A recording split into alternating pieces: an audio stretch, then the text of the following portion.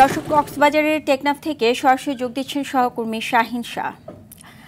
শাহিন, রোহিঙ্গাদের অনুপ্রবেশ ঠেকাতে সেখানে কি উদ্যোগ দেখতে পাচ্ছেন আপনি? আমাদেরকে বিস্তারিত জানান। সুজানা, মিয়ানমারের যে সংঘাত চলছে, অর্থাৎ মিয়ানমারের রাখাইন রাজ্যের যে মংডু টাউনশিপে গত কয়েক মাস ধরে কিন্তু তীব্র আকারে ধারণ করছে তাদের সাথে, এর প্রেক্ষিতে কিন্তু যে মংডুতে যে 70,000 রোহিঙ্গা বসবাস করেছিল তারা কিন্তু বাংলাদেশমুখী হয়ে পড়েছে।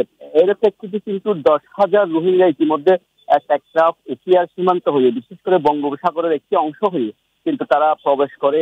যে উখিয়া টেকনাফের 33টি রোহিঙ্গা শিবির রয়েছে সেখানে কিন্তু ইতিমধ্যে আশ্রয় নিয়েছে। তাদের মধ্যে কিছু রোহিঙ্গা আহত রয়েছে, তারা অনেকের হাত নাই পা নাই, এভাবে বোমার আঘাতে কিন্তু তারা ক্ষতবিক্ষত হয়ে গেছে। এর প্রেক্ষিতে তারা বেসরকারি যে পরিচালিত যে হাসপাতালগুলো রয়েছে এবং যে সরকারি হাসপাতালগুলো রয়েছে সেখানে কিন্তু তারা চিকিৎসাধীন রয়েছে। এর প্রেক্ষিতে কিন্তু প্রশাসন নড়াচড়ে বসেছে। এর প্রেক্ষিতে যে টেকনাফ উপজেলা নির্বাহী কর্মকর্তা মোহাম্মদ আদনান চৌধুরী জানিয়েছেন, তিনি ইতিমধ্যে নির্দেশনা দিয়েছেন এবং যারা কোস্ট গার্ড রয়েছে এবং বিজিবি রয়েছে তাদেরকে টহল বাড়ানোর জন্য, পাশাপাশি যে নৌযানগুলো রয়েছে অতিরিক্ত নৌযানও বাড়ানো হয়েছে। তিনি আমাকে এটিও জানিয়েছেন, তবে যে 52 কিলোমিটার জুড়ে যে নাফ নদী রয়েছে, নাফ নদীতে কিন্তু জনমূল সংকটের কারণে পুরোপুরি ভাবে নিরাপত্তা এবং টহল দেওয়া সম্ভব হচ্ছে না। এই চ্যালেঞ্জিং এর কারণে যারা দালাল রয়েছে এই সুযোগটা কাজে লাগাচ্ছে।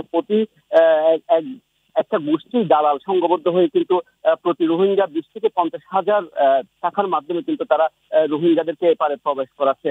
আসলে এখানকার যারা অধিবাসীরা রয়েছে তারা জানিয়েছেন, একদিকে 12 লাখ রোহিঙ্গা বসবাস করছে, আবারও যদি প্রায় 50 থেকে 70,000 রোহিঙ্গা এপারে প্রবেশ করে তখন আরো ভয়াবহ আকার ধারণ করবে।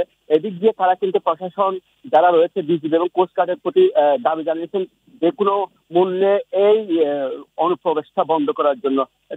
যে রোহিঙ্গা নেতারা বলছেন কিন্তু তারা যে রোহিঙ্গা উপারে রয়েছে তারা কিন্তু ইতিমধ্যে যদি এটা নজরদারি বৃদ্ধি করা না হয় কিন্তু এপারে যে কোনো সময় প্রবেশ করতে পারে। সূচনা এ হচ্ছে সীমান্ত এবং রোহিঙ্গা পরিস্থিতির সর্বশেষ। ধন্যবাদ আপনাকে।